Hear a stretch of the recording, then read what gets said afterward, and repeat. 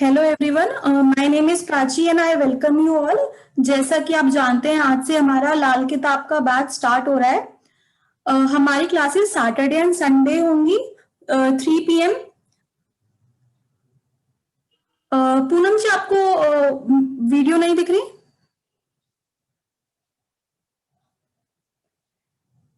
Just a second, let me check once.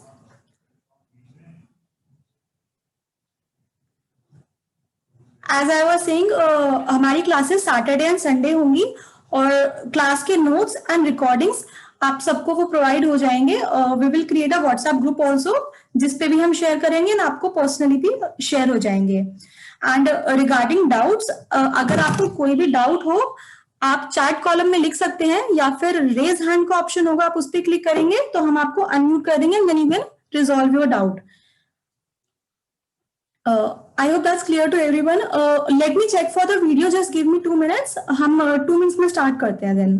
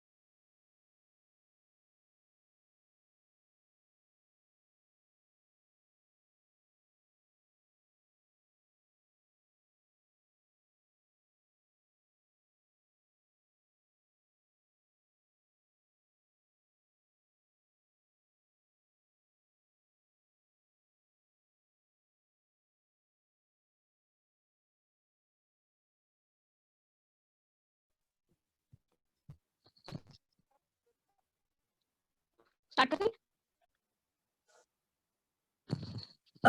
अब आप देखिए, आपको ऑडियो वीडियो क्लियर है सबको?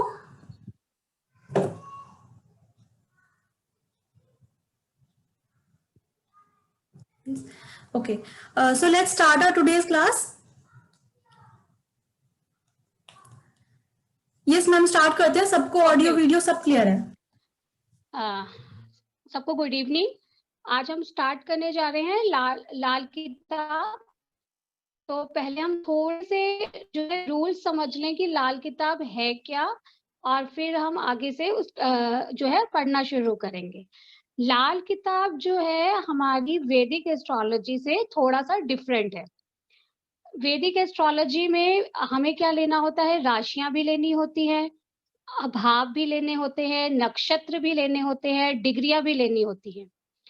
लेकिन लाल किताब में ये सब चीजें नहीं लेनी होती. इसमें क्या दिया है, भावों को ज्यादा इंपॉर्टेंस दी गई है, ना कि आपकी जो है राशियों को इंपॉर्टेंस दी गई है. यानी कि जैसे कि अगर कुंडली, प्राची मैंने एक कुंडली बोली थी आपको, लगन चार्ट वाली, वो लगा दीजिए.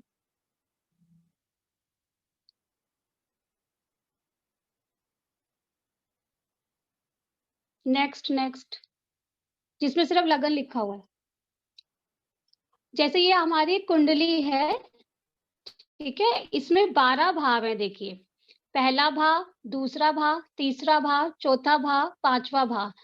जहाँ पे 1 नंबर लिखा हुआ है वो पहला भाव है. वो सब कुंडलियों के लिए सेम रहता है कि ये आपका पहला भाव ही होगा. फिर जहाँ पे सेकंड नंबर लिखा है वो सेकंड हाउस ही होगा. फिर थर्ड हाउस. इस तरीके से हम 12, जहाँ पे 12 नंबर लिखा हुआ है वहां पे 12 हाउसेस तक आ जाएगा. लाल किताब ये कहती है कि हमें काल पुरुष कुंडली को लेना है, हमें राशियों को नहीं लेना. यानी कि जहाँ पे आपका लगन लिखा हुआ है वहां पे क्या होता है, किसी का 5 नंबर लिखा होता है, किसी का 6 नंबर लिखा होता है, किसी का 7 नंबर लिखा होता है. तो वो उसका लगन होता है. यानी पहला नंबर है तो मेष लगन, 2 नंबर लिखा हुआ है तो वृषभ लगन, 3 नंबर लिखा हुआ है तो मिथुन लगन, 4 नंबर लिखा हुआ है तो कर्क. इस तरीके से जैसे 7 नंबर लिखा हुआ है तो तुला लगन. तो वो लगन सबके चेंज होते रहते हैं. लेकिन लाल किताब कह रही है भाव सबके लिए सेम रहते हैं, इसलिए हम भावों को इम्पोर्टेंस देंगे, ना कि हम राशियों को इम्पोर्टेंस देंगे. जब भी जो हमारा खगोल होता है, हमारी पृथ्वी है, वो 360 डिग्री की डिग्री में लिया गया है. जब ग्रह घूमते हैं और उस समय जो पूरब की तरफ जो ग्रह घूमता हुआ आता है, यानी लगन जो आता है घूमता हुआ, वो हमारा लगन बन जाता है. क्योंकि पृथ्वी जो है घूमती रहती है, ग्रह घूमते रहते हैं. तो जब भी जो ग्रह पूरब की ओर होता है वो हमारा जिस समय मान लो ग्रह 7 नंबर लगन पूरब की ओर था, उस समय जितने भी लोगों का जन्म होगा उसका तुला लगन बन जाएगा. फिर जब ग्रह घूमेंगे, लगन घूमेंगे, तो अगर किसी का 9 नंबर पूरब की ओर आ रहा है तो उसका जो पूरब की ओर 9 नंबर आने से उसका धनु लगन बन जाएगा. यानी 1 नंबर की जगह उसका धनु लगन बन जाएगा. लेकिन लाल किताब कहती है आपको ये सब देखने की जरूरत नहीं है. आपको ये देखना है कि किस हाउस में कौन सा ग्रह बैठा हुआ है, वहां से आपको देखना है.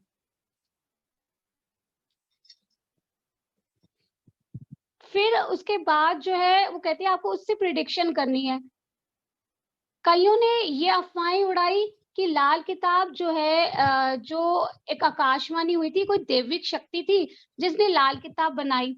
लेकिन अगर ऐसा हुआ होता तो उसमें बार बार चेंजेस नहीं आते. क्योंकि अगर हमारे शास्त्र होते हैं, उस शास्त्रों में हम चेंज नहीं करते, उसको हिंदी में हम बताते रहते हैं. लेकिन लाल किताब में बहुत सारे चेंजेस आए.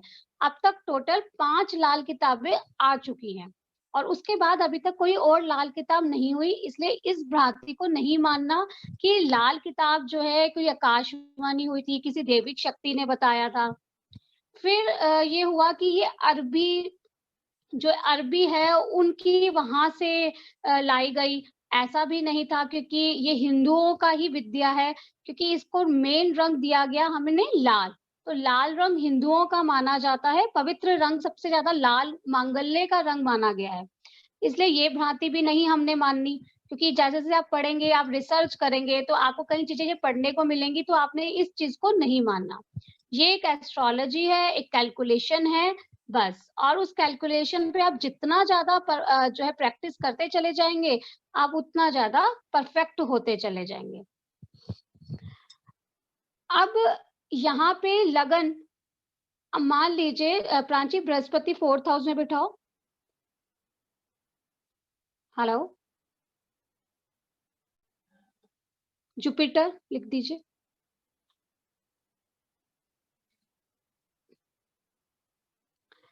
अब एक नंबर यानी पहला भाव, दूसरा भाव, तीसरा भाव, चौथा भाव, चौथे भाव में गुरु बैठे हुए हैं।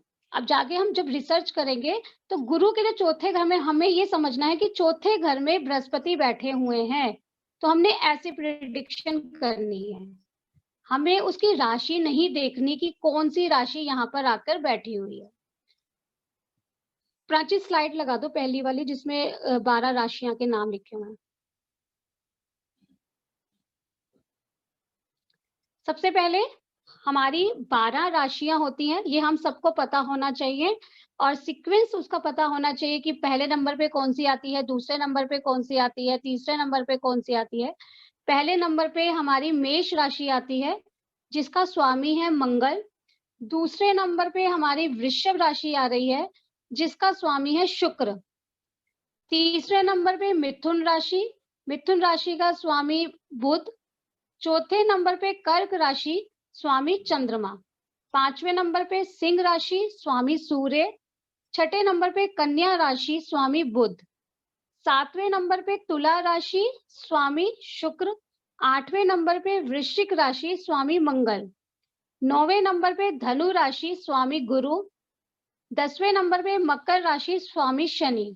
11वें नंबर पे कुंभ राशि, स्वामी शनि।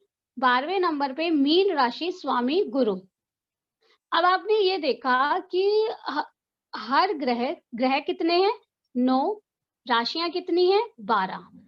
लेकिन हर ग्रह को जो है 2-2 राशियों का स्वामित्व दिया गया, यानी उन्हें 2-2 राशियां दी गई। लेकिन चंद्रमा और सूर्य को सिर्फ एक-एक राशि दी गई।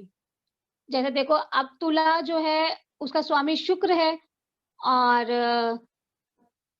वृषभ है उसका स्वामी शुक्र है, यानी शुक्र 2 राशि का स्वामी है, वृषभ का और तुला का।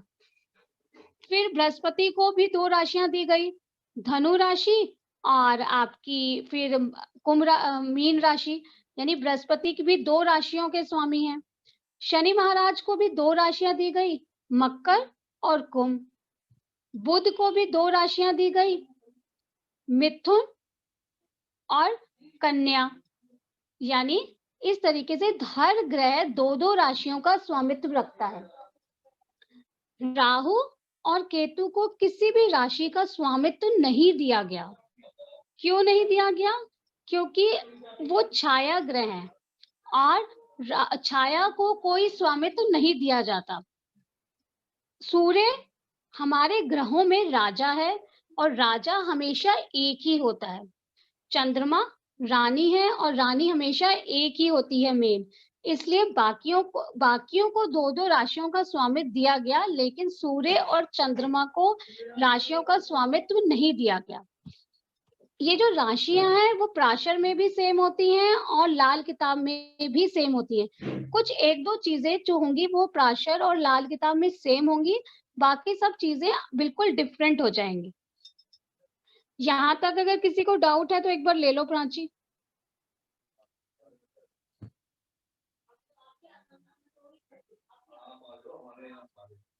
हेलो पायल जी, आपका जो डाउट है आप चैट बॉक्स में लिख दीजिए।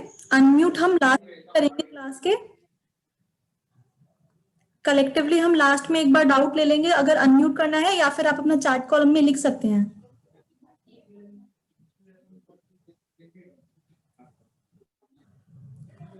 जी मैम, हम स्टार्ट आगे कंटिन्यू कर सकते हैं। ठीक है। लास्ट में, क्लास के लास्ट में अपना डाउट पूछेंगे।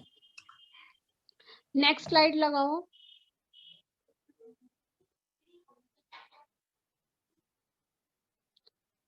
अब जैसे मैंने आपको बताया, प्रत्येक राशि पूरब की ओर उदय होती है, यानी जब हमारा खगोल घूम रहा होता है उस समय जो राशि पूरब की ओर होगी और उस समय किसी का जन्म होगा, यानी एक राशि 2 घंटे से 2.25 घंटे तक रहती है, और उस समय जिन जिन का भी जन्म होगा और उस समय जो राशि होगी वो उस जातक का लगन बन जाएगा।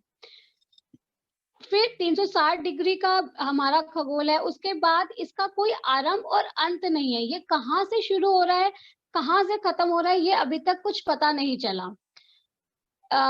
ये लाल किताब में नहीं है, प्रत्येक नक्षत्र 13 डिग्री 20 मिनट का होता है, लेकिन ये सिर्फ मैंने आपको बताने के लिए कि आपको इतनी नॉलेज तो होनी चाहिए कि हमारे 27 नक्षत्र हैं और 360 डिग्री का खगोल है। जब इसे डिवाइड करते हैं तो 13 डिग्री 20 मिनट का जो है एक नक्षत्र हमारा आ जाता है। फिर उसके भी बहुत सारे पार्ट्स किए गए, यानी उसे 108 भागों में हमने बांटा, तो वो जो है 3 डिग्री 20 सेकंड का हमारा जो है बना। ये लाल किताब में इसका कोई यूज नहीं होगा, लेकिन ये सिर्फ बेसिक नॉलेज है जो हमें जरूर पता होनी चाहिए। आगे करो।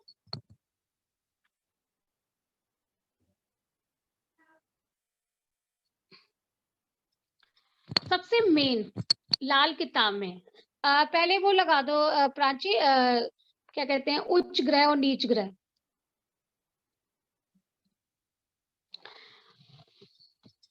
पीछे पीछे पीछे, हाँ।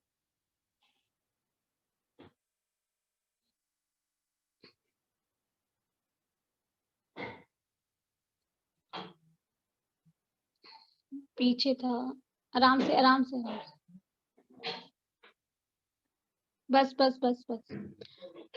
अब हमने ये देखा कि हमारे 9 ग्रह हैं और 9 ग्रह किसी एक राशि में जाके उच्च के हो जाते हैं और किसी एक राशि में नीच के हो जाते हैं। ये बात ध्यान रखनी है हमें कि जो ग्रह जिस राशि में उच्च का होता है उसके सामने जो राशि पड़ती है 7वीं राशि, वो उसकी नीच की राशि होती है। जैसे मेष राशि में सूर्य उच्च के होते हैं, ठीक है। अब मेष राशि से जब हम काउंट करते हैं, मेष, वृषभ, मिथुन, कर्क, सिंह, कन्या, तुला, यानी 7वीं राशि तुला में जो है वो जब पहुंचेंगे तो सूर्य वहां जाकर नीच के हो जाएंगे। यानी कोई भी ग्रह जिस राशि में उच्च का होता है उससे सामने वाली यानी 7वीं राशि उसकी नीच की राशि होती है। चंद्रमा हमारा जो है वृषभ राशि में उच्च का होता है और वृश्चिक में जाके वो नीच का हो जाता है। यहाँ पे मैंने डिग्रियां भी दी हुई हैं। सूर्य जो है मेष राशि में उच्च का होता है और 10 डिग्री में परम उच्च का हो जाता है। ये यूज नहीं होगा हमें, लेकिन सिर्फ इतनी बेसिक जो हम आज की क्लास में करेंगे वो हमें सिर्फ पता होना चाहिए, यूज नहीं होगा उसका लाल किताब में, लेकिन हमें इतनी बेसिक नॉलेज पता होनी चाहिए कि सूर्य जो है परम उच्च कितनी डिग्री में जाकर होता है। और तुला में वो 10 डिग्री का परम नीच का हो जाता है, यानी अपनी नीचता को बढ़ा देता है, तुला में है। और चंद्रमा वृषभ राशि में उच्च का होगा और वृश्चिक में जाके वो नीच का हो जाएगा। मंगल मकर में उच्च का होगा और कर्क में जाकर वो नीच का हो जाता है, क्योंकि मकर से 7वीं राशि कर्क राशि पड़ती है।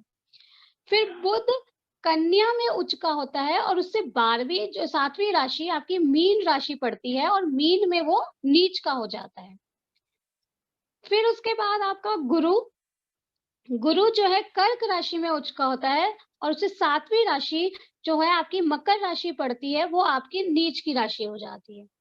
शुक्र जो है मीन में उच्च का होता है और कन्या में जाकर वो नीच का, शुक्र जो है मीन में उच्च का होता है और कन्या में नीच का हो जाता है। यानी बुध जिस राशि में नीच का हो रहा है और शुक्र उसी राशि में जाकर उच्च का हो रहा है, तो यानी बुध जहां पे नीचता का प्रभाव दे रहा है, शुक्र वहां पे परम उच्चता का प्रभाव दे रहा है।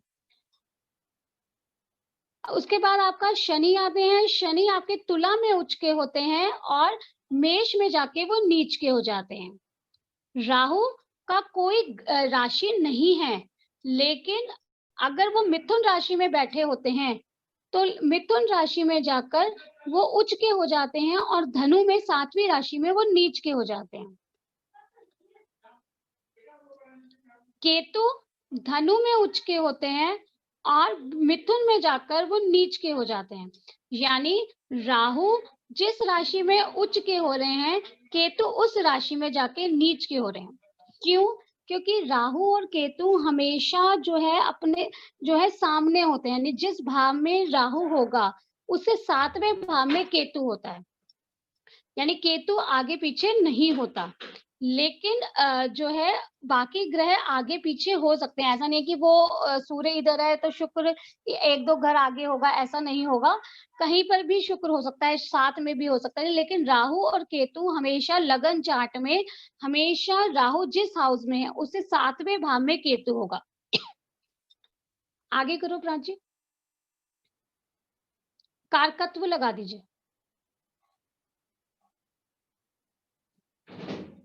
नेक्स्ट पहले वाला, इससे पहले वाला। अब यहाँ पे क्या है, 12 भाव मैंने आपको बताया कि 12 भाव होते हैं। हर कुंडली में 12 भाव होते हैं। पहला भाव सबके लिए सेम रहता है और पहला भाव बताता क्या है, यानी पहले भाव की ड्यूटीज क्या है, यहाँ पे आप ड्यूटीज समझो, यानी पहला भाव हमें क्या क्या दे सकता है और क्या क्या और उसमें अगर कमी होगी तो वो उस जिस जिस चीजों को दे सकता है उस चीजों में कमी कर देगा। यानी कि पहला भाव जातक स्वयं होता है, यानी हम खुद होते हैं, जिसके ये कुंडली है उसके बारे में अगर हमें जानना है तो हम उसके पहले भाव से जानेंगे, ठीक है। और सेकंड हाउस क्या है? सेकंड हाउस हमारा मुंह है, यानी हमारी वाणी है, हमारे बोलने का स्टाइल है, हम किस तरीके से बोलते हैं। कई लोगों में लोगों की वाणी में बहुत अट्रैक्शन होती है, वो बोलते हैं तो लोग उनकी बातों को सुनते रहते हैं, यानी उनका सेकंड हाउस काफी अच्छा होता है। कई लोग बहुत डिप्लोमेट होते हैं, यानी कोई ऐसा प्लेनेट वहां बैठा होता है जो उसे डिप्लोमेट बना देता है। हो सकता है वहां पे राहु बैठा हो तो वो होशियार हो जाएगा, यानी उसे पता है कि कब कैसे बोलना है, कैसे बातों को घुमाना है। सेकंड हाउस हमारा धर्म स्थान भी, यानी हमारी पूजा का स्थान भी है। आपने देखा होगा कि कई बार हम जो दान करते हैं वो मंदिर में जाकर दान करते हैं। क्यों दान करते हैं? क्योंकि वो दान करने से उस ग्रह को हम सेकंड हाउस में पहुंचा देते हैं, यानी धर्म स्थान पर। कोई भी प्लैनेट हमारे धर्म स्थान पर जाकर नेगेटिव इफेक्ट नहीं दे पाता। ये आगे की बात है जो हम आगे समझेंगे। सेकंड हाउस हमारा धन है, यानी हम कितना कमाएंगे, कैसा धन है हमारे पास, क्या वो धन नेक है या हमारा वो धन बेईमानी का है। कई लोग फ्रॉड का पैसा कमाते हैं या उनको दो नंबर का पैसा जो आता है वो सेकंड हाउस बताता है। हमारे इनकम के सोर्स कितने होंगे वो भी हमें सेकंड हाउस बताएगा। आर्थिक स्थिति, उस व्यक्ति की आर्थिक स्थिति कैसी होगी, फाइनेंशियली स्टेटस उसका कैसा होगा, ये हमारा जो है सेकंड हाउस बताता है। फिर थर्ड हाउस हमें क्या बताता है? हमारी निर्णय शक्ति, हमारी डिसीजन पावर, यानी हम डिसीजन कितने समय में लेते हैं, डिसीजन लेने में हमें टाइम लगता है या कई लोग बहुत जल्दी जल्दी डिसीजन ले लेते हैं। उनको कोई बड़ा काम भी करना होता है ना तो वो टाइम नहीं लगाते भी, वो कहते हैं कि करना है तो करना है, फिर टाइम क्यों लगाएं। और कई लोग बहुत ज्यादा सोचते हैं कि काम करें कि ना करें, ये हमारे लिए अच्छा है या बुरा, इसको करने से क्या फायदा होगा। कई लोग डिसीजन बहुत समय लगाकर करते हैं। हमारे भाई के बारे में, खास तौर पर हमारे छोटे भाई के बारे में, छोटे बहन के बारे में हमारा थर्ड हाउस बताता है। हमारी छोटी यात्राएं, यानी जो हम ट्रैवलिंग करते हैं, 2-4 दिन के लिए ट्रैवलिंग करते हैं, 2 दिन के लिए ट्रैवलिंग करते हैं, वो हमारे को जो है थर्ड हाउस बताता है। थर्ड हाउस जो है कई लोगों की ट्रैवलिंग बहुत ज्यादा होती है तो उनका थर्ड हाउस काफी एक्टिव होता है, तभी उनकी यात्राएं बहुत ज्यादा होती है। कई लोग लंबी यात्राएं करते हैं तो उसके लिए दूसरा हाउस हो जाता है। जो लोग आते जाते रहते हैं, जिनका ट्रैवलिंग का काम रहता है, 2 दिन के लिए जाना फिर वापस आ जाना, 4 दिन के लिए जाना वापस आ जाना, तो उनका थर्ड हाउस काफी एक्टिव होता है। उसका लगन से कुछ ना कुछ कनेक्शन होता है, तभी वो ट्रैवलिंग कर पाते हैं। फिर हमारा आता है फोर्थ हाउस। फोर्थ हाउस हमारी माँ, यानी हमारी मदर के बारे में बताता है कि मदर कैसी होगी, मदर के साथ हमारे रिलेशन कैसे होंगे। मदर कई लोगों की जो है स्टेप मदर होती है, वो भी हमारा 4th हाउस बताता है। भूमि, हमारे पास प्रॉपर्टी कैसी होगी, प्रॉपर्टी बड़े लेवल की होगी या प्रॉपर्टी हमारी छोटी होगी, क्या हमें कोई प्रॉपर्टी से नुकसान हो रहा है या प्रॉपर्टी से फायदा होगा, वो भी हमें जो है 4th हाउस बताएगा। हमारा मन, हमारे मन के बारे में भी जो है 4th हाउस से पता चलता है। 4th हाउस अगर डिस्टर्ब है तो ऐसे लोगों का माइंड बहुत जल्दी-जल्दी डिस्टर्ब हो जाता है। वो छोटी-छोटी बातों को मन से लगा लेते हैं। वो स्ट्रेस बहुत ज़्यादा लेते हैं। उनके मन में कुछ ना कुछ चलता रहता है। वाहन के बारे में भी आपका जो है 4th हाउस बताता है। कई लोगों के पास बहुत सारी लग्ज़रीज़ गाड़ी होती हैं। कइयों के पास 2-2 4-4 होती हैं और कइयों के पास घर में गाड़ी है, लेकिन वो उस गाड़ी का सुख नहीं ले पा रहे। यानी कि घर के अन्य सदस्य तो जा रहे हैं, लेकिन एक व्यक्ति उस गाड़ी का सुख नहीं ले पाता, तो डेफ़िनेटली उनका 4th हाउस डिस्टर्ब होता है। उसके बाद आता है आपका 5th हाउस। 5th हाउस जो है आपकी संतान के बारे में बताता है, आपकी विद्या के बारे में बताता है। जुआ, कई लोगों को जुआ खेलने की आदत होती है, तो वो आपका 5th हाउस बताएगा। एजुकेशन अच्छी होगी या बुरी होगी, वो आपका 5th हाउस बताएगा। कई लोगों की एजुकेशन में बहुत हर्डन्स आती हैं। वो हर्डन्स क्यों आएँगी? अगर उनका 5th हाउस डिस्टर्ब है, तो उनकी एजुकेशन में हर्डन्स आएँगी। अब आता है आपका 6th हाउस। 6th हाउस जो है काफ़ी चीज़ों के बारे में बताता है। 6th हाउस आपके रोग के बारे में भी बताएगा। कई लोगों को बहुत ज़्यादा बीमारियाँ रहती हैं, बहुत जल्दी-जल्दी इन्फेक्शन हो जाता है। वो रोगों के बारे में 6th हाउस बताएगा। जब भी हमें कोई बीमारी आती है, तो वो 6th हाउस जब तक एक्टिव नहीं होगा हमारा तब तक हमें कोई बीमारी नहीं होगी। हमारे को कोई कॉम्पिटिशन खेलना है या कॉम्पिटिशन वाली लाइफ़ हमारी है, तो उसका 6th हाउस काफ़ी स्ट्रॉन्ग होना चाहिए। फिर हम लाइफ में कितना संघर्ष कर सकते हैं, जीवन के उतार-चढ़ाव को कितना सहन कर सकते हैं, जीवन में कितना उतार-चढ़ाव हमारे ऊपर रहेगा, वो हमारा 6th हाउस बताता है। पाताल, यानी कि जीवन में कितने गड्ढे हैं, यानी हम गड्ढों में जाएँगे या हम ऊँचाइयों में जाएँगे। 6th हाउस हमारी लाइफ का पताल है। लाल किताब में कुछ चीज़ें दबाने के लिए कही जाती हैं। यानी कि कहते हैं कि ज़मीन खोदो, गड्ढा करो और उसमें दबा दो। यानी उस समय हम उस ग्रह को 6th हाउस में भेज देते हैं। लेकिन दबाने वाली चीज़ हमें बहुत सोच समझ कर दबानी होती है कि हमें उस ग्रह को शांत करना है या बिल्कुल खत्म कर देना है। अगर हमें बिल्कुल खत्म करना है तब हम जाके उसको जो है दबवाते हैं। लेकिन अगर मान लीजिए उस ग्रह को खत्म नहीं करना और आपने उसे दबाने का कह दिया, तो उसकी लाइफ में अच्छा होने की बजाय जो है खराब होना शुरू हो जाता है। इसलिए दबाने की चीज़ का हमें बहुत सोच समझ कर, अगर हमें लगता है कि हम बिल्कुल परफेक्ट हो चुके हैं, तभी हमें किसी को दबाने वाली बात बतानी है। फिर आपका आता है 7th हाउस, पहले हाउस का 7वां हाउस, यानी पहला हाउस क्या था? हम खुद थे और 7th हाउस क्या है? हमारा स्पाउस है, हमारा लाइफ पार्टनर है, हमारे जीवन में जो हम लोगों को डील करते हैं, पब्लिक रिलेशन भी हमारा 7th हाउस आता है। अगर हमें पार्टनरशिप करनी है, शादी भी एक पार्टनरशिप है, 2 लोगों को एक साथ रहना होता है। तो 7th हाउस हमारी पार्टनरशिप को भी बताता है कि हमारी पार्टनरशिप कैसी रहेगी, क्या हमें पार्टनरशिप करनी चाहिए या नहीं करनी चाहिए। 8th हाउस हमारे गुण विद्याएँ, अगर हम देखेंगे तो डेफिनेटली आप लोगों का 8th हाउस इस समय बहुत ज़्यादा एक्टिव हुआ होगा। रिसर्च वर्क, क्योंकि एस्ट्रोलॉजी क्या है? रिसर्च है, विज्ञान है, जिसमें जितना घुसो उतना कम है। एस्ट्रोलॉजी एक ऐसी चीज़ है कि आप कोई बुक पढ़ते हैं, तो जब भी आप उस बुक को पढ़ेंगे तो आपको कुछ ना कुछ नया पॉइंट ज़रूर मिलेगा। आप 20 दिन बाद पढ़ेंगे, फिर आपको कुछ नया मिल जाएगा, फिर थोड़े टाइम बाद पढ़ेंगे, तो फिर आपको कुछ नया मिल जाएगा। तो एस्ट्रोलॉजी एक ऐसी विद्या है जिसका कोई एंड नहीं है, कहाँ कुछ ना कुछ नया, नया, नया, नया मिलता रहता है, यानी गुण विज्ञान। जितने भी साइंटिस्ट हैं, उनका 8th हाउस बहुत अच्छा होता है, एक्टिव होता है। एक अच्छे एस्ट्रोलॉजर बनने के लिए उसका 8th हाउस का अच्छा होना बहुत ज़रूरी है। तो वो जब तक अच्छा नहीं होगा तब तक आप एस्ट्रोलॉजी में नहीं जा पाएँगे। आप लोगों का 8th हाउस इस समय कुछ ना कुछ एक्टिव हुआ होगा दशा में, गोचर में, किसी भी तरीके से या एज के अकॉर्डिंग जिसकी वजह से आप एस्ट्रोलॉजी में आए हैं और अभी भी और सीखना चाहते हैं। हमारी एज हमारी आयु के बारे में बताता है कि हमारी आयु कितनी होगी।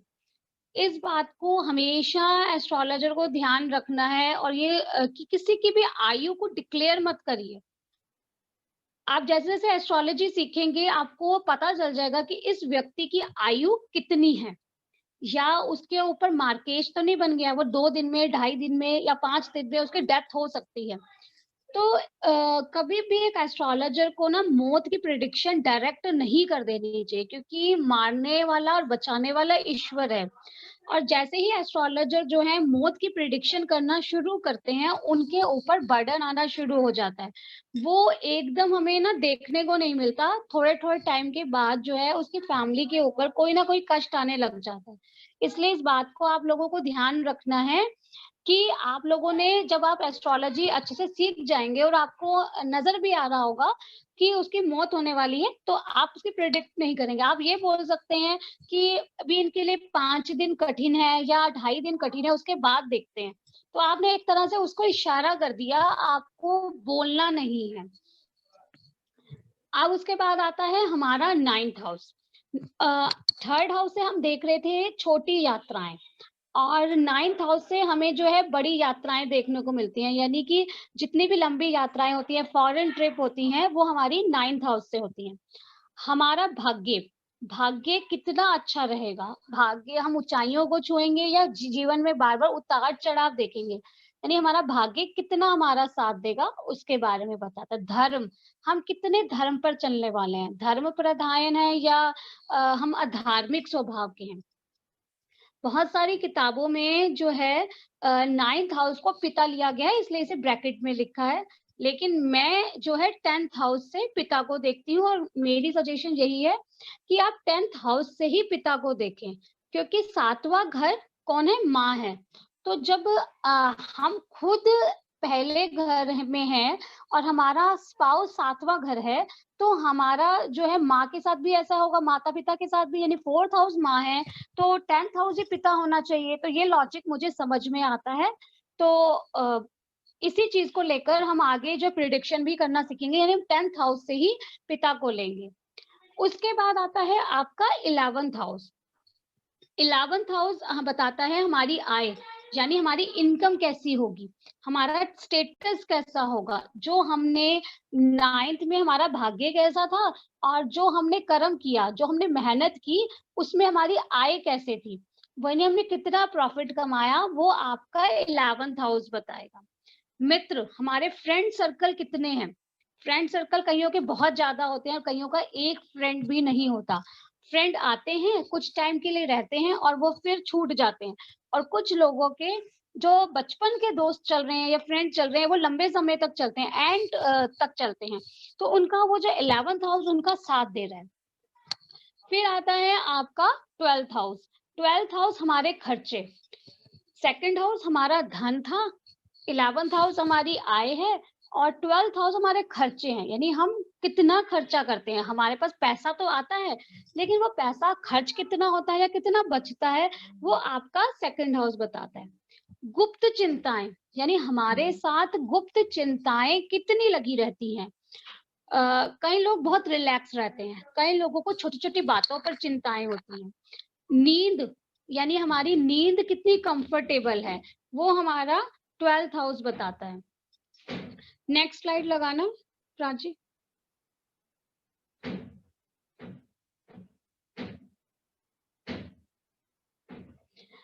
ये इसी को मैंने आगे किया है कि 12th हाउस तक जो हमने किया था उसी को जो हम आगे कर रहे हैं कि और चीजें बताई गई हैं।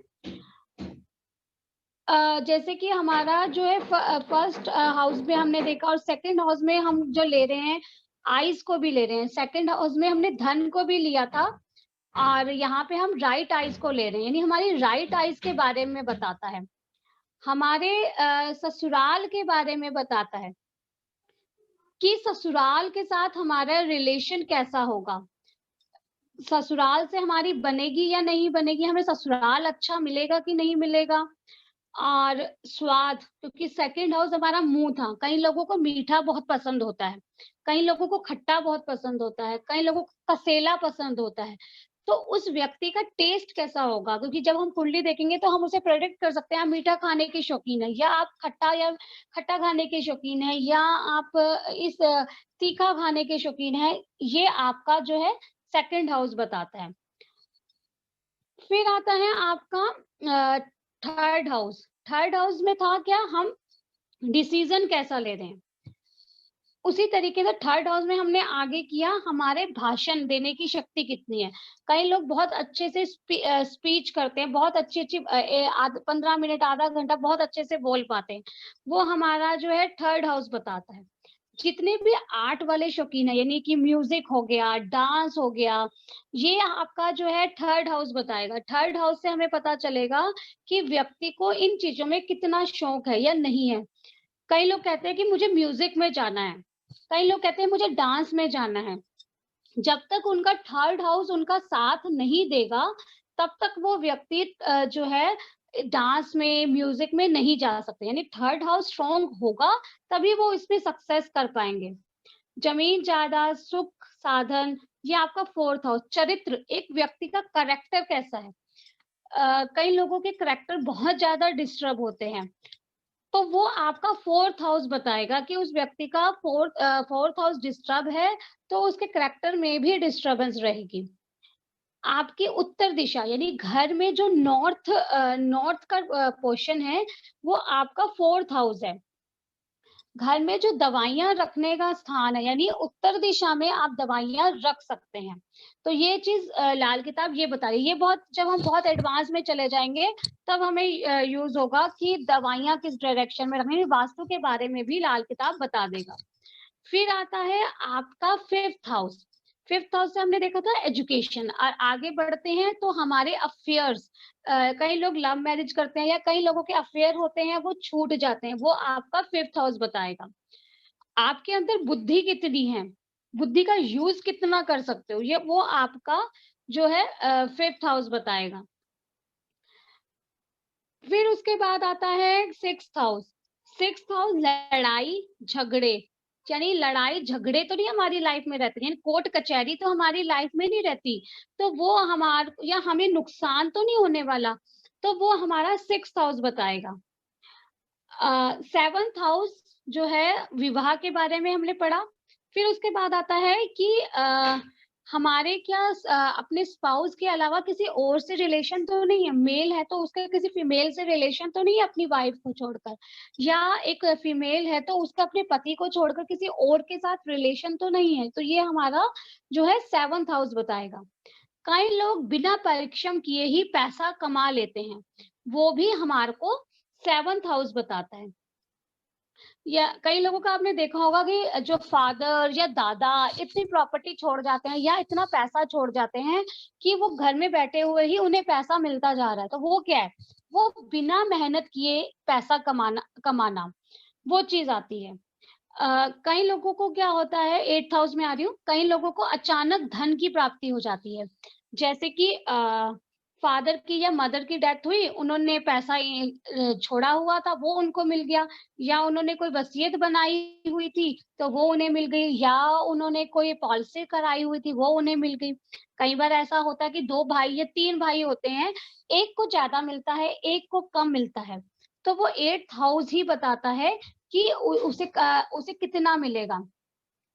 फिर आपका एट्थ हाउस आपकी दुर्घटनाओं को ही बताता है। कई लोगों के बार-बार एक्सीडेंट हो जाते हैं, चोट लग जाती है, सिर में चोट लग गई, कभी कहीं चोट लग गई, वो आपका एट्थ हाउस बताता है।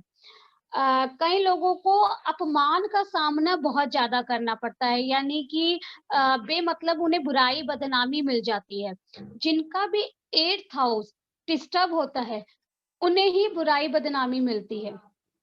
ठीक है? तो जितने भी लोग होंगे जिनको बुराई बदनामी मिलती है, उनको एट्थ हाउस डिस्टर्ब होता है। फिर आपका आता है नाइन्थ हाउस। नाइन्थ हाउस जो है आपका क्या है, लंबी यात्राएं। लंबी यात्राएं, ब्याज का पैसा, ब्याज में हम कितना कमा रहे हैं वो भी हमें बताएगा। फिर आपका आता है 10th हाउस, सरकार से जो हमें लाभ हो रहा है वो आपको 10th हाउस बताएगा कि सरकारी कामों से आपको लाभ होगा या फायदा होगा, ये आपका 10th हाउस बताएगा। कई लोग रिश्वत जो है, रिश्वत का पैसा कमाते हैं, यानी बिना परिश्रम, 2nd हाउस भी बता रहा था और आपका 10th हाउस भी बता रहा है, ठीक है। उसके बाद आपका आता है 11th हाउस, बड़ा भाई, वहाँ 3rd हाउस क्या था, छोटा भाई, और 11th हाउस है हमारा बड़ा भाई और बड़ी बहन, यानी इनके साथ हमारे रिलेशन कैसे रहेंगे, ये आपका जो है 11th हाउस बताएगा। कई लोगों का बड़ा भाई नहीं होता, कई लोगों का छोटा भाई नहीं होता, तो वो हमें जो देखना होता है वो 3rd हाउस और 11th हाउस से देखना होता है। कई बार जो है कोई लोग पूछने आते हैं कि हमारे को सेकंड बेबी करना है, तो इनका कुछ जो बेबी होगा, हमारा बेबी होगा या नहीं, हमारे पास कुंडली नहीं है, तो एक बच्चे की कुंडली देखकर, उसके 3rd हाउस से देखकर आप बता सकते हैं कि उसका छोटा भाई या छोटी बहन उसकी लाइफ में आएगी या नहीं आएगी। फिर जो है हमारा जो आता है 12th हाउस, विदेश में जाना, विदेश से पैसा कमाना, वो भी हमारा 12th हाउस में आता है। हमारा जो सोने का कमरा, यानी हमारा जो बेडरूम है, उसके बारे में हमारे को 12th हाउस बताता है। हमारी जो है नींद कैसी है, हमारे हस्बैंड वाइफ के रिलेशनशिप कैसे हैं, उसके लिए भी हमें जो है 12th हाउस से देखना है। जितना अच्छा 12th हाउस होगा, अगर हमें किसी की मैरिज के बारे में बताना है कि उसकी मैरिज की स्थिति कैसी रहेगी, तो अगर उसका 7th हाउस डिस्टर्ब है, 12th हाउस भी डिस्टर्ब है, तो उनका जो है मैरिड लाइफ में डिस्टर्बेंस रहेगी। अगर उनका 7th हाउस ठीक है और 12th हाउस डिस्टर्ब है, तो हम ये कह सकते हैं कि उनकी मैरिड लाइफ में उतार चढ़ाव आते रहेंगे, यानी कि जो भी बेड कंफर्ट्स हैं उसके लिए हमें जो है 12th हाउस को देखना पड़ेगा। प्राची एक बार पूछ लीजिए, किसी को कोई प्रॉब्लम है, डाउट है तो एक बार क्लियर कर लेते हैं। यहाँ तक आप सब लोगों को क्लियर है? कोई डाउट है तो आप पूछ सकते हैं। मैम, हाँ, पायल जी का डाउट था, उनको भी मैं अनम्यूट कर देती हूँ, वो भी डाउट पूछ हाँ लेंगी। पायल जी, आपके पास अनम्यूट का ऑप्शन आया होगा। जी आशीष जी, फिर मैं आपको कर दूंगी अनम्यूट। Hello ma'am. हाँ जी, हाँ जी। Good evening ma'am. कई लोग बताते हैं कि पंडित रूपचंद जोशी जी ने ही ये बुक लिखी है और किसी दैवीय ताकत ने उनसे लिखवाई है, और ऐसा काफी लोग कहते हैं कि लाल किताब किसी दैवीय ताकत ने ही एक पंडित जी से लिखवाई है। नहीं, मैंने स्टार्टिंग में ही ये लिखा था कि आप लोग ये बात सुनेंगे। बिल्कुल सही, रूपचंद जोशी जी ने ये, मैं एक बार कंप्लीट कर लेती हूँ। रूपचंद्र जोशी जी ने ये किताब लिखी है, लेकिन वो दैविक सहायता ने नहीं लिखवाई है। ये उन्होंने भी किसी पंडित के पास जाकर लिखी थी, ठीक है। उसकी हिस्ट्री भी मैं प्राची को बोल दूंगी, वो आपके साथ शेयर कर लेगी, आपके साथ मैं उनको दे दूंगी। तो ये किसी दैविक शक्ति ने नहीं लिखी थी, क्योंकि अगर लिखी होती तो ये किताबें नई नई नहीं छपती, ठीक है। कुछ जो पहली किताब थी उसमें 100 कुछ पेज थे, फिर दूसरी किताब में 152 हुए, फिर जो हमारी लास्ट है उसमें काफी सारे पेज हैं। तो ये देखो, ये ऐसा नहीं था कि किसी दैविक शक्ति ने लिखी थी, ये किसी की रिसर्च थी, ठीक है। तो वो रिसर्च को उन्होंने रूप दिया था। जी आशीष जी का डाउट है मैम। आशीष जी, आप अनम्यूट कर सकते हैं।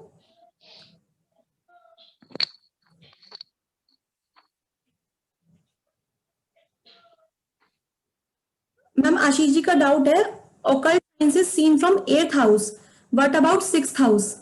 6th हाउस से ओकल्ट साइंस को नहीं देखते हैं।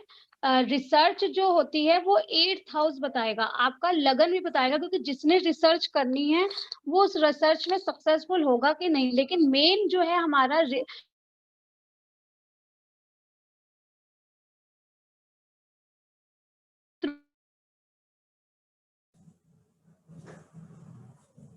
जितने भी हमारे जो रिसर्च वर्क होती है, आप रिपीट कर दीजिए प्लीज। हाँ, जितने 8th हाउस जो है हमारी रिसर्च है, गुड विद्याएं हैं, जितने भी साइंटिस्ट हैं उनका 8th हाउस स्ट्रॉन्ग होगा, जितने भी एस्ट्रोलॉजर हैं उनका 8th हाउस स्ट्रॉन्ग होगा। 6th हाउस जो है हमारी नौकरी है, शत्रु हैं, कंपटीशन है, ठीक है, हमारे हर्डन्स हैं, हमारे हम नौकरी करेंगे या बिजनेस, हमें नौकरी में सक्सेस होंगे या आपका बिजनेस में, तो वो आपका 6th हाउस बताएगा। आशीष जी, पायल जी, आई होप आपका डाउट क्लियर हो गया होगा। मैम एक बार वैदिक एस्ट्रोलॉजी और लाल किताब का डिफरेंस फिर से बता दीजिए। ठीक है, वैदिक एस्ट्रोलॉजी में क्या होता है कि मैंने अभी बताया कि जब खगोल में जो ग्रह घूम रहे होते हैं, यानी लगन जब घूम रहे होते हैं, राशियां जब घूम रही होती हैं, तो जो पूरब की ओर राशि होती है और उस समय जिनका जन्म होता है वो उस जातक का लगन बन जाता है।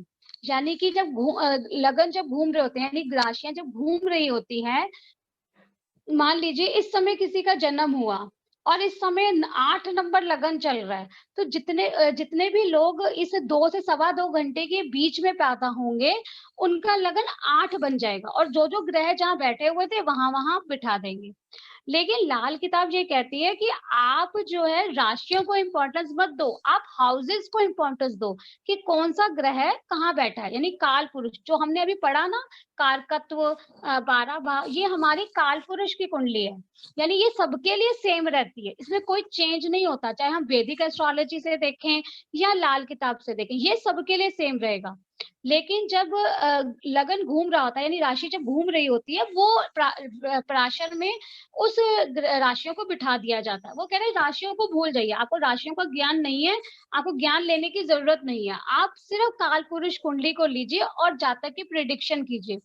और मैंने अपने एक्सपीरियंस में देखा उससे बहुत सटीक प्रिडिक्शन भी आती है। पहले घर में मंगल बैठा हुआ है तो वो मंगल क्या उसको रिजल्ट देगा वो उस जातक के लिए सेम रहेगा।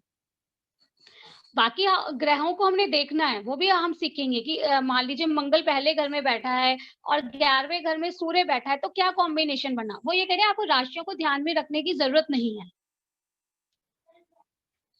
ठीक है, क्लियर हो गया? आपका डाउट क्लियर हो गया? Hello, this is Ashish madam. हाँ जी, हाँ जी।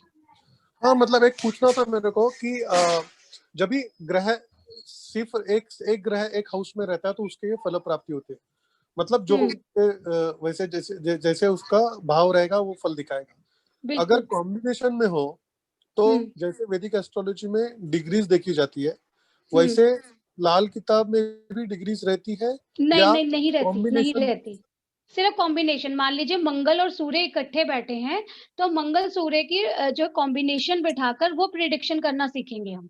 वो हाउसेस के हिसाब से अलग अलग 12 हाउसेस के 12। बिल्कुल वो हमने जो है हमारे 3rd लेवल में ये आएगा भी कि और एस्पेक्ट्स कैसे रहते हैं?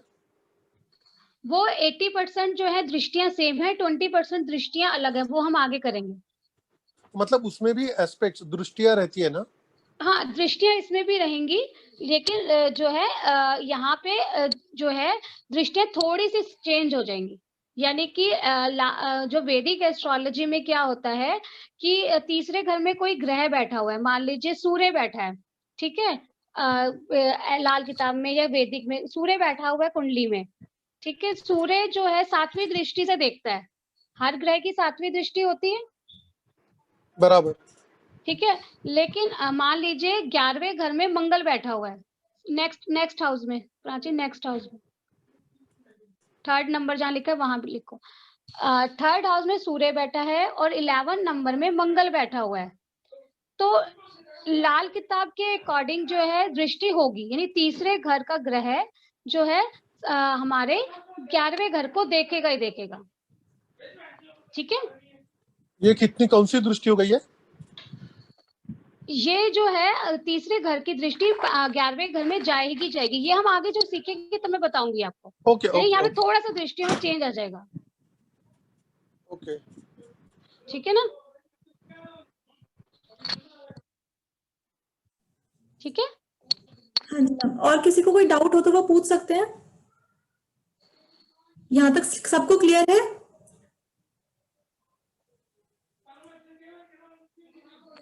चैट कॉलम में लिख दीजिए अगर कोई डाउट है तो आपको, या क्लियर है तो आप यस लिख दीजिए।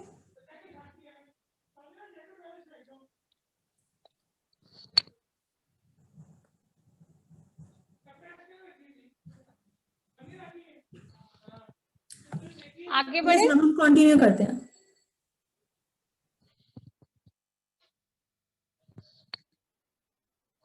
नेक्स्ट स्लाइड लगा दो।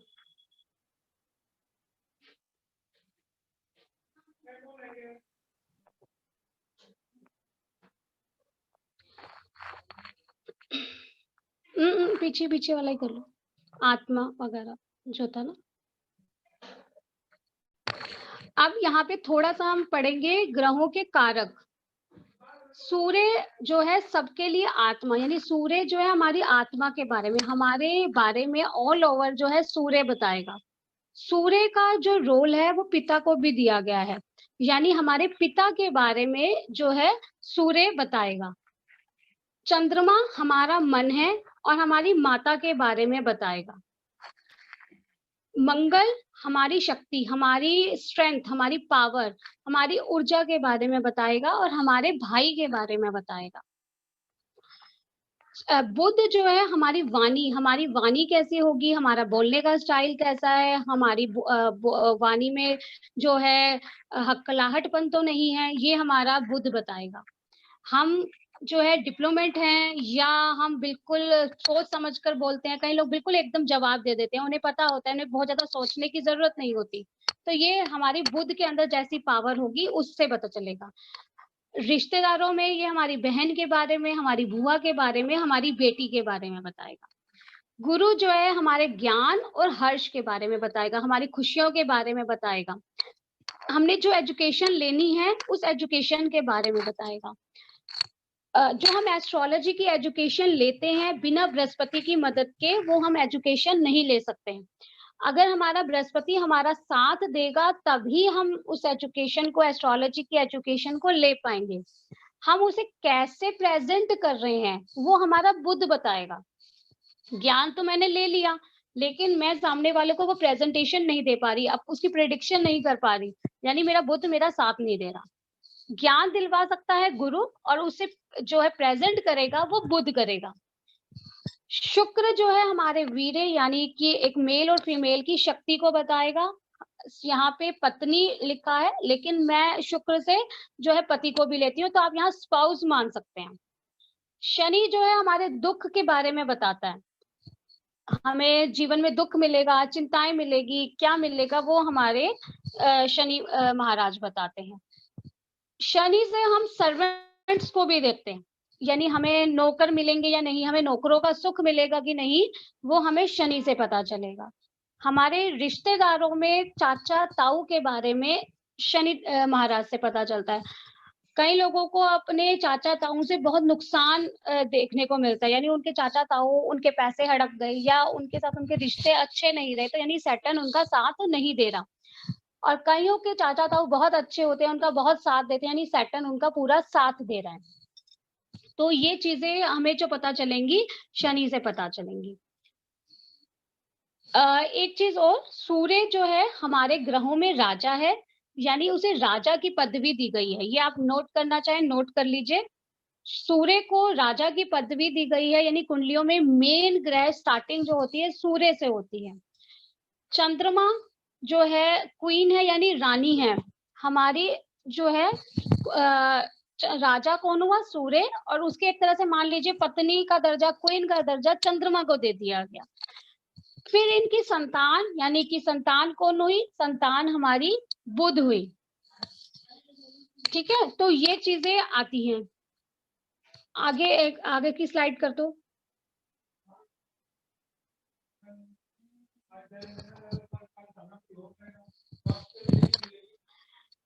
अब पुरुष तत्व ग्रह होते हैं, स्त्री तत्व ग्रह होते हैं और नपुंसक ग्रह होते हैं। नपुंसक से हम इस चीज को उस वे में ना लेकर, नपुंसक का मीनिंग अभी हम समझते हैं। पुरुष ग्रह, यानी पुरुष ग्रह का मतलब होता है कि इनके अंदर एक मेल जैसी पावर होती है, जैसे एक मेल के अंदर स्ट्रेंथ होती है किसी भी चीज को लड़ने की, उसके अंदर हिम्मत बहुत होती है, वो लंबे समय तक काम कर पाता है। तो वो दर्जा दिया गया सूर्य, मंगल, बृहस्पति को। स्त्री तत्व यानी कि ये जो है इनके अंदर जो नेचर होता है स्त्री जैसा होता है, चंद्रमा और शुक्र यानी soft planet.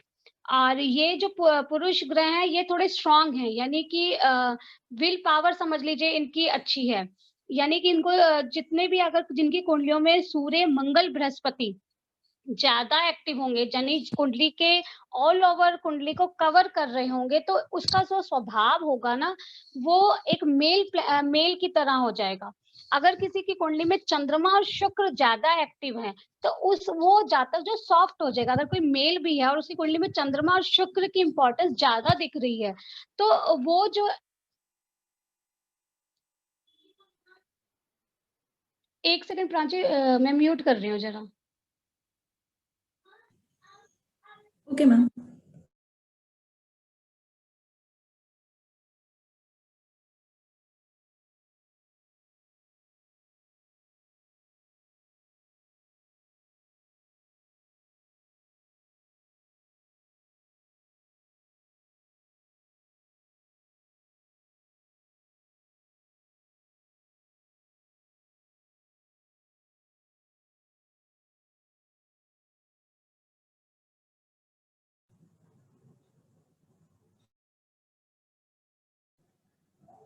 Please just give us 2 minutes, ma'am जो है रिजॉइन करिए, just give us 2 minutes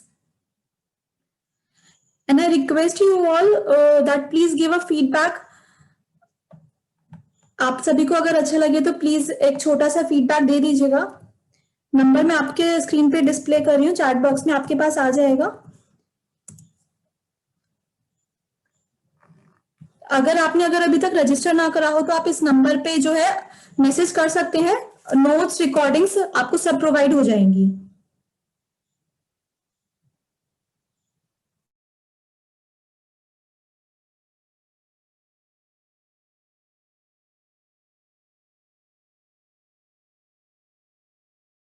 I hope आप सभी को यहां तक सब क्लियर होगा।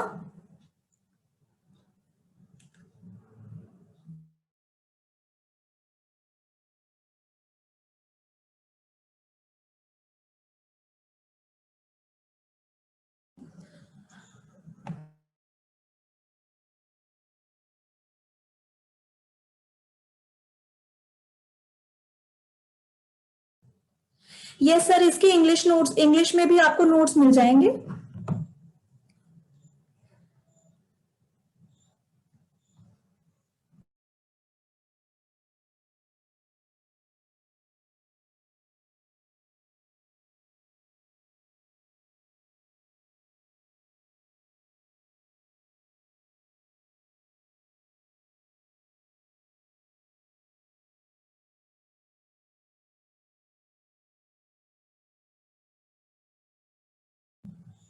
Yes, ma'am, I will WhatsApp all the notes with the recording also. And we will form a WhatsApp group also, जिससे आप जो है मैम से भी लिंक में रह सकते हैं। एंड जो भी डाउट्स हो आप यहाँ पे भी पूछ सकते हैं क्लास के बाद, या फिर आप चाहें तो ग्रुप पे भी अपने डाउट्स लिख सकते हैं, वहां पे भी डाउट्स आपके रिप्लाई आ जाएगा।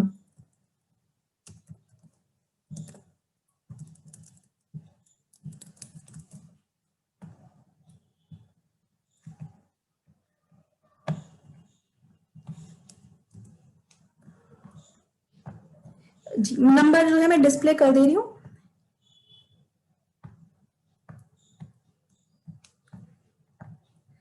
आपकी स्क्रीन पे नंबर शो हो रहा होगा, आप इस पे जो है व्हाट्सएप कर सकते हैं। और जिन जिन लोगों ने यहाँ व्हाट्सएप का नंबर अपना दे दिया है उनके पास डिटेल्स जो है विद रिकॉर्डिंग्स एंड नोट्स सब कुछ प्रोवाइड हो जाएगा।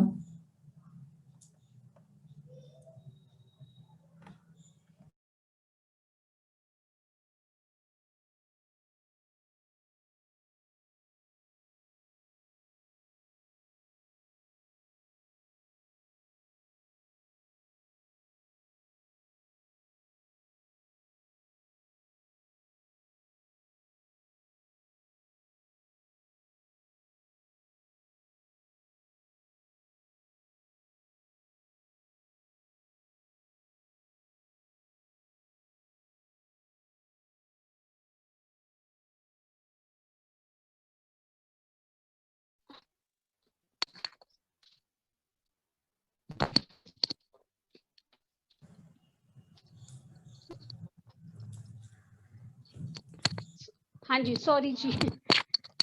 कोई नहीं मैम, लेट्स कंटिन्यू। हाँ जी, चलिए आगे की स्लाइड लगा दो प्राची।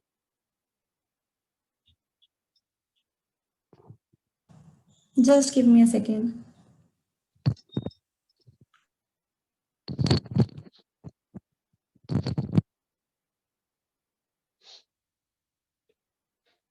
हाँ, ये एक मालिक लगाओ, मालिक लगाओ। सबसे इम्पोर्टेंट लाल किताब में दिया गया है मालिक और पक्का घर। ये जो मालिक हैं वो राशियों के अकॉर्डिंग, जैसे मैंने आपको बोला था कि लाल किताब कह रही है कि पहला घर पहला ही रहेगा, दूसरा घर दूसरा ही रहेगा, तीसरा घर तीसरा ही रहेगा। तो पहला घर पहला ही रहेगा, तो कह रहे हैं कि पहले घर में 1 नंबर लिख दो। आप राशियों को भूल जाओ और जो भी लगन है उसको आप मिटा दीजिए और वहां पे 1 नंबर लिख दीजिए, वो ये कह रहा है। तो 1 नंबर लिखने से 1 नंबर राशि का स्वामी कौन होता है? मंगल। तो वो ये कह रहा है कि मंगल जो है पहले घर का स्वामी, यानी उस घर का मालिक जो है मंगल ही रहेगा, कोई दूसरा मालिक नहीं होगा। दूसरे घर का मालिक जो है शुक्र है, यानी 2 नंबर राशि पड़ती है वहां पे और दूसरे घर का राशि कौन होता है? शुक्र हो जाता है। तीसरे घर का जो है राशि पड़ती है मिथुन, तो बुध उस राशि का स्वामी हो जाता है। चौथे घर में चंद्रमा कर्क राशि पड़ती है, क्योंकि कर्क राशि का स्वामी चंद्रमा है, इसलिए वहां पे जो है कर्क राशि होने से चंद्रमा उस राशि का स्वामी है। पांचवें घर का स्वामी सूर्य, क्योंकि लियो राशि पड़ती है, सिंह राशि पड़ती है। छठे घर का मालिक बुध, क्योंकि कन्या राशि पड़ती है, लेकिन साथ में उसने कहा है कि छठे घर में जो स्वामित्व होगा यानी मालिक होगा वो केतु का अधिकार भी रहेगा, जिसे हम आगे की प्रेडिक्शन में समझेंगे। फिर वो कहता है कि 7वां घर में तुला राशि पड़ती है और मालिक तुला राशि का कौन है? शुक्र, इसलिए पहले घर 7वें घर का मालिक शुक्र ही रहेगा। 8वें घर में वृश्चिक राशि पड़ती है और वृश्चिक राशि का स्वामी मंगल। फिर 9वें घर में धनु राशि पड़ती है, तो धनु राशि का स्वामी जो है बृहस्पति बन जाएगा। फिर जो है आपके 10वें घर का राशि जो है मकर राशि पड़ी, तो मकर राशि का स्वामी जो है आपका शनि महाराज पड़े। और फिर 11वें घर में कुंभ राशि होने से स्वामी शनि जी हुए। फिर 12th हाउस में बृहस्पति, तो बृहस्पति मीन राशि के स्वामी है, इसलिए बृहस्पति, और साथ में उन्होंने अधिकार दिया राहु जी को, तो राहु जी इस घर के जो है अधिकार रखते हैं। यहाँ पे वो यही चीज कह रहा है कि जो ग्रह जिस राशि का स्वामी है वो उस राशि का मालिक यानी उस हाउस का मालिक बन गया। पहले घर में मेष राशि आई इसलिए मंगल मालिक बन गया, 7वें घर में तुला राशि आई इसलिए मालिक जो है शुक्र बन गया। यहाँ पे अब पक्का घर लगा लो, प्राची पक्का घर लगाना। अब यहाँ पे वो ये कह रहा है कि मालिक जो आपने भी बोला एक बार प्लीज रिपीट कर दीजिए, पीछे वाला। हाँ जी मैम। तो यहाँ पे वो ये कह रहा है कि जो लगन है उस लगन को भूल जाइए और पहला नंबर लिख दीजिए। 5 नंबर लगन है तो पहला नंबर लिख दीजिए, 8 नंबर लगन है तो 1 नंबर लिख दीजिए। वो कह रहे हैं कि हमें लगन नहीं देखना, हमें नहीं देखना कि लगन क्या है। तो मंगल जो है मेष राशि का स्वामी है, इसलिए मंगल जो है पहले घर का स्वामित्व बन गया। फिर वो कह रहा है कि वृषभ राशि का जो स्वामी है शुक्र है और 2 नंबर राशि पड़ती है दूसरे घर में, इसलिए शुक्र को ही मालिक माना गया दूसरे घर में। फिर जो है वो कहता है कि तीसरे नंबर में मिथुन राशि बनती है और मिथुन उस राशि का स्वामित्व है। फिर चौथे घर में कर्क राशि बनी, इसलिए कर्क राशि का स्वामित्व चंद्रमा को मिला। फिर 5वें घर में लियो राशि आई, इसलिए स्वामी सूर्य को मिला, अधिकार सूर्य को मिला 5वें घर में। और छठे घर में कन्या राशि आई और कन्या राशि के साथ जो स्वामित्व है वो बुध का है, तो बुध छठे घर के मालिक हुए और साथ में उन्होंने अधिकार दिया केतु को, जिसमें जो प्रेडिक्शन में काम आएगा जो हम आगे करेंगे। और 7वें नंबर में तुला राशि आती है, तुला राशि का स्वामित्व शुक्र होता है। 8वें घर में जो है मंगल की राशि बनती है वृश्चिक राशि, इसलिए मंगल 8वें घर का अधिकार रखते हैं। फिर 9वें घर में धनु राशि बनी और धनु राशि जो है बृहस्पति के अधिकार में आती है, इसलिए बृहस्पति 9वें घर के मालिक हुए। फिर आपके 10वें घर में मकर राशि आई, मकर राशि शनि जी के अधिकार में है, इसलिए मकर राशि जो है 10th हाउस में पड़ने पर शनि जी महाराज 10वें घर के मालिक हुए। फिर 11वें घर में आपका कुंभ राशि आती है और कुंभ राशि आने से शनि जी यहाँ पे 11वें घर के मालिक हुए। फिर मीन राशि 12th हाउस में आती है और मीन राशि आने से बृहस्पति को अधिकार दिया गया 12वें घर का। साथ में राहु महाराज को दिया गया, यानी बृहस्पति और राहु दोनों का अधिकार 12th हाउस में है। यानी कि मालिक, इस हाउसेस के मालिक यही ग्रह रहेंगे और कोई इस घर का मालिक नहीं बन सकता। लेकिन जैसे होता है ना कि मालिक तो ए है और रेंट में कोई और रह रहा है या उसको संभालता कोई और है, तो ऐसे ही वो पक्का घर किसका है ये समझ लेते हैं। आगे की स्लाइड लगा लो। वो कह रहा है कि पहले घर का स्वामी जो है मंगल है, लेकिन पक्का घर सूर्य का है। पक्का घर जो है सूर्य, यानी इस घर का मालिक, जो मालिक से भी ज्यादा इंपॉर्टेंस जो रख रहा है वो सूर्य रख रहा है। और दूसरे घर में जो थी आपके शुक्र के मालिक थे, ठीक है। और शुक्र दोनों इकट्ठे चल सकती हैं प्राची? पक्का घर और मालिक, हाँ हाँ जी, हाँ जी। Just give me a minute, आप इतने कंटिन्यू करिए, मैं इसको। ठीक है, आप पक्का घर लगा दीजिए। आप दूसरे घर में पक्का घर कह रहा है कि बृहस्पति का है, तीसरे घर में पक्का घर मंगल का है। मालिक कौन था तीसरे घर का? बुध था, ठीक है। और पक्का घर किसका है प्राची? वही लगा, मंगल का है। यानी कि मालिक तो बुध थे और पक्का घर मंगल का है। यानी कि इस घर का जो तीसरे घर का पक्का घर मंगल का होने से मंगल ने उसको मालिक बना रखा है बुध को। यानी कि बुध को कहा है कि तू इस घर में रह सकता है, तू इस घर को संभाल सकता है, लेकिन मालिक पक्का घर तो ये मेरा ही रहेगा। यानी कि ये घर का ऑनर जो है मंगल है और उस पे समझ लीजिए कि भाई रेंट पे उसने दे दिया उसको रहने के लिए, भी तू रह ले वहां पे जाके, तू रह सकता है। यानी कि एक रेंट एग्रीमेंट हो गया कि तू 5 साल 10 साल जीवन भर के लिए तुझे मैंने रहने के लिए दे दिया, लेकिन ये मत भूलियो ये घर मेरा ही है, इस घर का पक्का घर का मालिक मैं ही हूँ। तुझे सिर्फ मैंने एक ऑनर बना दिया। जैसे कि हस्बैंड वाइफ होते हैं, लेकिन जो घर में चलती दोनों की है, लेकिन मालिक उसका घर का जो है रजिस्ट्री किसी और के नाम से हो रखी है, रजिस्ट्री हो रखी है वाइफ के नाम से, लेकिन चल रही है हस्बैंड की। आप इसको इस वे में समझ सकते हैं। अब चौथे घर का जो पक्का घर है चंद्रमा का है। चंद्रमा इस घर के पक्के घर के मालिक हैं, लेकिन मालिक जो बनेंगे चंद्रमा ही है, यानी इसमें दोनों सेम ही है। यानी वो कहते हैं कि मैं ही, पक्का घर भी मेरा ही है और मालिक भी मैं ही रहूंगा, मैं यहाँ पे किसी और को अधिकार नहीं दे रहा हूँ, ठीक है। और पांचवें घर में जो है बृहस्पति पक्का घर के मालिक हैं और मालिक उसके हैं सूर्य, यानी पक्का घर रहेगा बृहस्पति का और मालिक रहेंगे सूर्य, दोनों ही आपस में फ्रेंड हैं।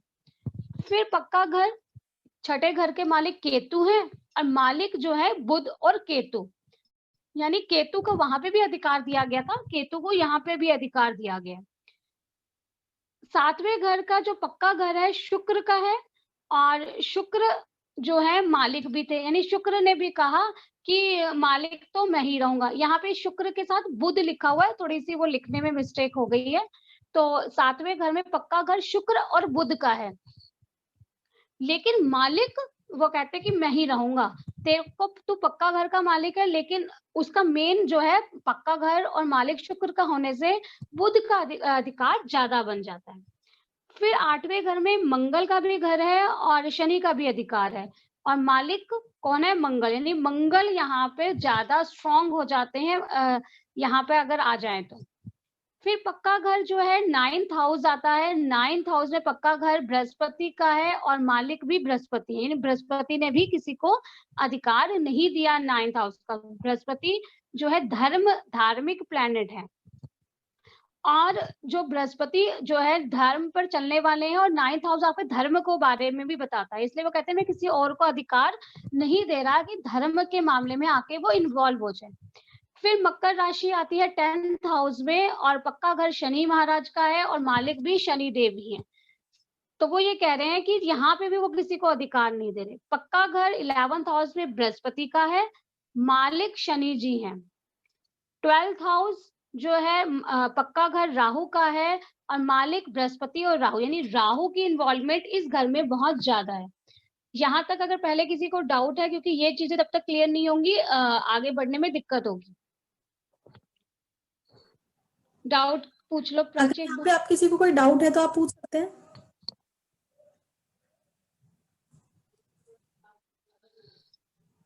आप सभी को क्लियर है? एक बार चैट कॉलम में यस लिख दीजिए अगर क्लियर है तो। कोई डाउट है तो आप पूछ सकते हैं या हैंड रेज भी कर सकते हैं।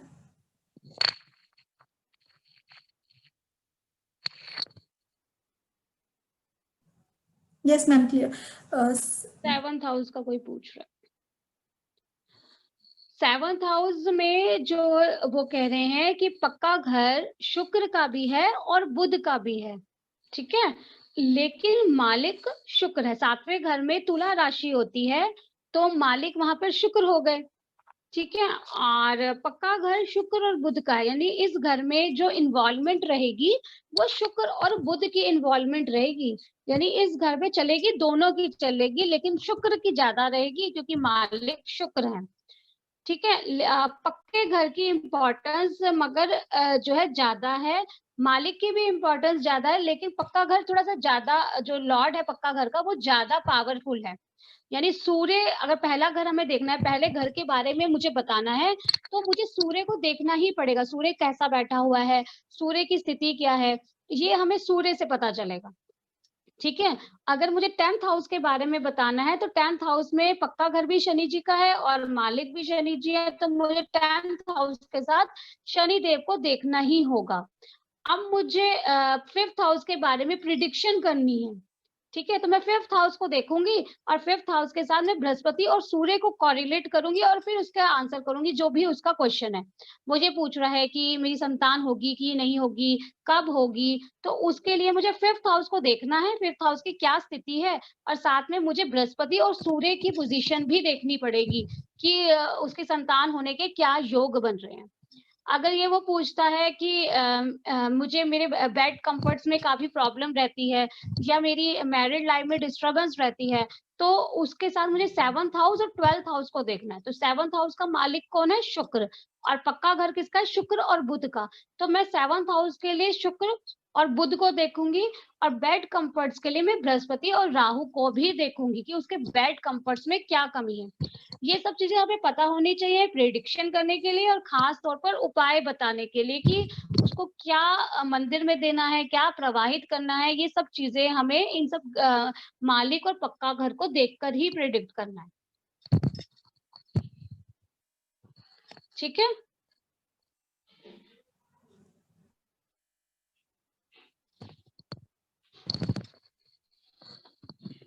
कोई डाउट है यहाँ तक? नो मैम, सबको क्लियर है। तो आज अभी यहाँ तक रखते हैं, यस ठीक है। मैम। पूछ लीजिए कोई डाउट फॉर है। ज्वाइनिंग। अगर कोई डाउट है तो आप पूछ सकते हैं। नेक्स्ट क्लास हमारी कमिंग सैटरडे होगी 22 ऑफ जनवरी 3 PM। अगर आपने अभी तक रजिस्टर नहीं किया है तो मैं नंबर डिस्प्ले कर रही हूँ, आप प्लीज उस नंबर पे जो है एक बार मैसेज कर दीजिएगा। And recordings and notes also will be provided. Thank you so much everyone. अगर कोई डाउट है तो आप पूछ सकते हैं।